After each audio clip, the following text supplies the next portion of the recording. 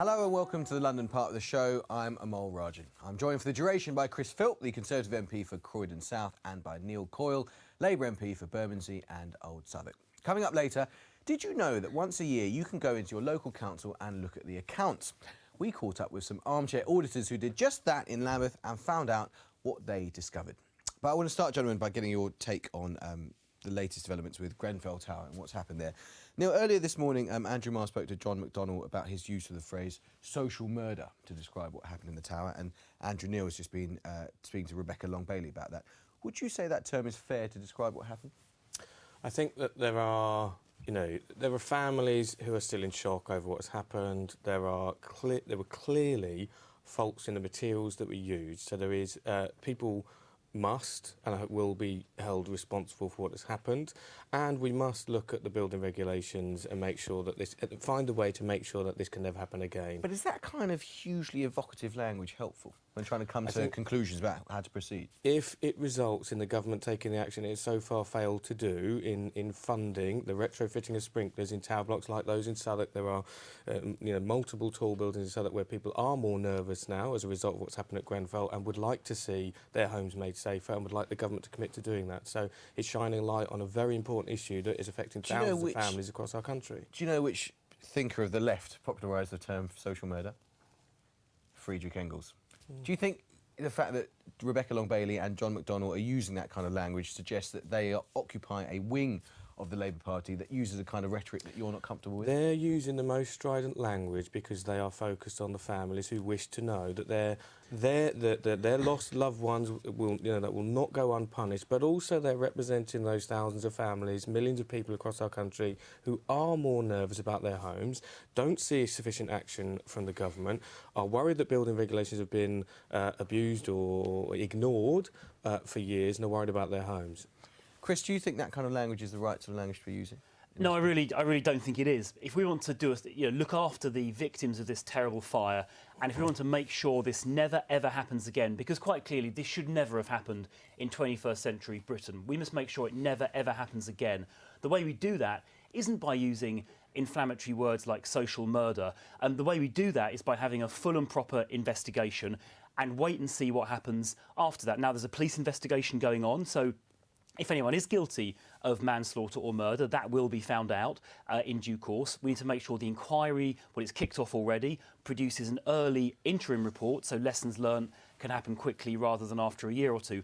That's the way we make sure it never happens again. That's the way we take care of families, not trying to sort of score some cheap political point like John McDonnell is. So I call on everyone in politics and in public life to get behind the inquiries and then make sure whatever they find, we take action. And if there is any sort of criminal liability like manslaughter or murder, then the police will find that out, and the organisations responsible will get hold of it. But that wait and see point just isn't good enough for those who are desperate to feel more secure in their own homes. If you're living on the 22nd floor and you're nervous that the government isn't committing the funding to retrofit sprinklers, as has been recommended in the past, that's the issue that can be resolved aside from... Well, hang on a sec. Aside from the investigation, the longer inquiry into Grenfell But Neil, itself. I'm not saying doing nothing. And of course, within a matter of a few days of that terrible fire, the research establishment started testing hundreds of samples, and in some cases, the Chalcott's estate in Camden near Swiss Cottage, evacuations took place as a result. So of course we need instant action. I completely accept that. So when will the government commit the funding to retrofit the sprinklers? Actually, Damien Green answered that question. Well, you're not waiting, because Damien Green answered the question in the House of Commons last week.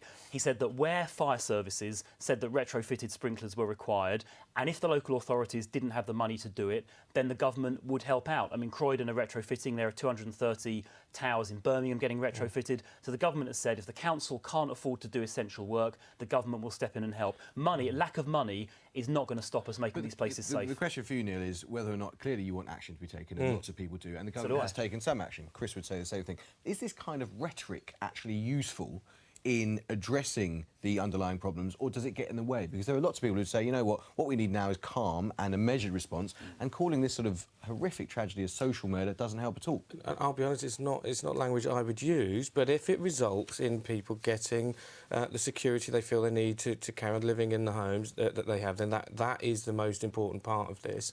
And the idea that, you know, there's going to be this fair assessment of council resources to retrofit by a government that's cut councils' budgets by 40%, including my own Southwark, it worries me. We need that money up front and not some fake assessment of. But it hasn't been cut by 40% when you factor in the business rate retention. So this 40% cut figure is not a real figure. I can see that you two are going to get on. This is fantastic. Well, and we're going to be coming back to Grenfell on this show many times, I'm sure. Thank you both very much indeed. Of course, it's easier to disguise acid, of course, because you can carry it around in a bottle. Chris Philp, just picking up on what Rubina says, why has it taken until now for there to be this debate about the legislation needed to counter this sharply rising number of attacks? Well, as you've said, it's doubled in the last 4 years, so there's been a huge recent increase, which has clearly prompted the debate we're now having. Of course, I mean, injuring someone with acid is already a criminal offence.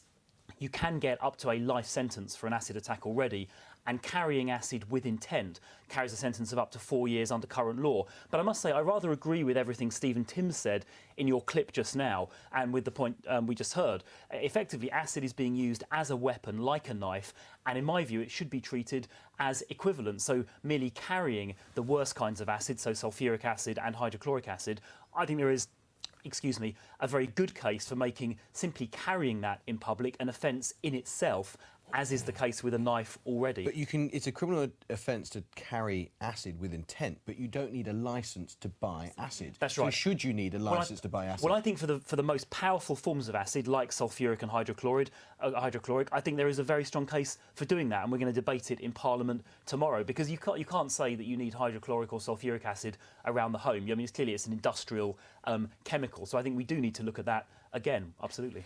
Neil Coyle, will you be in Parliament for this debate tomorrow? Well, yes, and the bit that concerns me is that whether the law's changed, which I would welcome, is whether the police have the resources to do it. So this tie was actually a gift to me from the mother of a 15-year-old murdered in a knife attack. And we're seeing, 80% of knife crimes go unprosecuted. So if we had the same position with acid attacks of 80% of the criminals going unpunished, then we're not solving anything by just changing the law. But why is there no sentencing guideline for acid in Britain? I mean, doesn't it strike you as bizarre that we can have guidelines for knife attacks, but we don't have any at all for acid attacks, while, as Rubina's been arguing, they've been rising very sharply in recent years? Well, it needs to move up the agenda, obviously, and it hasn't moved fast enough for many of those people affected. The other link here is, of course, the gangs who are using it. So the recent spate in North London was around moped crime, so people actually stealing mopeds by using acid on the moped driver, and then using their moped to commit other crimes, in particular mobile phone thefts. And the police tell me they don't have the means to tackle all the moped. There's 2,500 moped thefts of mobile phones in the last month. So the police don't have the resources to tackle that, and they're told they shouldn't be chasing some moped drivers because of the road. So there are lots of other issues linked into this. Rubina, isn't there a danger that if there is new legislation and if there is a demand that licences are required for the carrying of acid, that actually people will just end up buying acid online instead?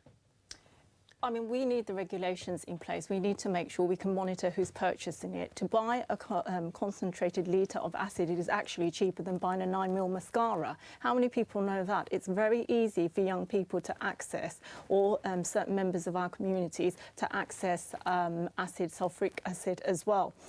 My problem here is, while we are having the debate of changing the legislation, we're not talking about supporting the victims here and supporting Well, how would you like us to police. support the victims in a way we're not doing at the moment? Well, the intent behind using acid isn't about the intent to kill. It is to inflict humiliation, to inflict life permanent changes. humiliation. That's right. So when the acid is used, it often melts the face, it melts the skin. The damage that it's caused to a human being is, it's very long term. Katie Piper, whose face was rebuilt by Dr. Mohammed Jawal, he has often commented that actually the attack acid attacks are used to inflict a painful sense of humiliation on the self, the identity. So the psychological support, the social support, the physical support needs to be in place for victims. Some victims have had to endure 20 operations to be able to even breathe, to be able to come out in society. And has the Home Secretary Amber Rudd got it right when she said today that we should be looking at life sentences for acid attacks? I think she needs to go further, and the reason why she needs to go further, the Home Office do not collect data on acid. The police collect data on acid. The police need to be supported, and the support organisations who support victims of acid and survivors of acid attack also need to be supported. Chris Philp, final word on that. Well, I think this is a terribly, terribly important issue. It ruins people's lives. It's deeply disturbing. It's on the rise, and we do need to take urgent action to halt it. And I'm right behind the review that's taking place tomorrow. Stephen Timms' case. Rabina, thank you very much indeed. What's the point of this sort of legislation? If you open up to a People's Audit, the People's Audit reports, there's controversy over whether or not they're a political front organisation. That's, you know, the jury's out on that. But then nothing really happens. The council come back and say, you know what, we don't accept your conclusions, and that's that. Well, I think it's a brilliant initiative. I think openness and transparency are it's the beating heartbeat of our democracy. And what those guys have done in Lambeth, who do appear to be mostly independent, although with a few political activists as well, it's fantastic. And I've got to say, I'm going to be encouraging people in Croydon to do exactly the same thing starting now. Now, in terms of follow-up action you mentioned, there's a number of things. Clearly, the National Audit Office does have overall responsibility for local government audit. So if the National Audit Office sees anything in this report, and I would urge them to read it, they should follow it up. But there's the biggest element of accountability of all coming in May next year, which are the local council elections. And if the people of Lambeth read that report and decide their council has done a bad job, I mean, paying for repairs that were never done, paying twice as much as they should have done for repairs, losing control of their budgets, spending money on the town hall instead of on tenants, they've got an opportunity to kick out the council next May. And I would, you know, that's the ultimate sanction we have in a democracy, the ballot box. I think that, you know, it's very easy to get into council bashing, especially if you're part of an administrative team, Lib Dems and the Tories, who've cut council budgets so mercilessly over the last 7 years. Because I think councils are actually having to be much more focused on how they spend the money, much more innovative in their partnership working as a result of some of that. But actually, fundamentally, councils do not have the resources to deliver the services. But Neil said a few minutes ago, earlier in the programme, that the budgets have been cut by 40%. Now, that is not correct, because the business rate retention has replaced that, leaving them, broadly speaking, flat. And councils like Lambeth, and indeed Southwark and Croydon, shouldn't be complaining about council funding when they're paying for repairs that have never even been carried out. Very, very briefly, gentlemen, because we're very nearly out of time. Neil Coyle, was it a good idea to scrap the Audit Commission in 2011 and to make councils like Lambeth audited by independent private contractors like KPMG? Well, I think the government's bonfire, the quangos as they called it at the time, was a massive mistake, and we see that across the board, Equality and Human Rights Commission has been equally damaged in how it can do its job. So I think there's been, you know, we'll pay the consequences. I don't agree. We've got the National Audit Office now overseeing it. Having the National Audit Office and the Audit Commission that cost £200 million a year was wasteful duplication, and I'm glad we streamlined it. We've got to stop there. We should get you guys on together. You're a fantastic double act. Thank you both very much indeed for coming.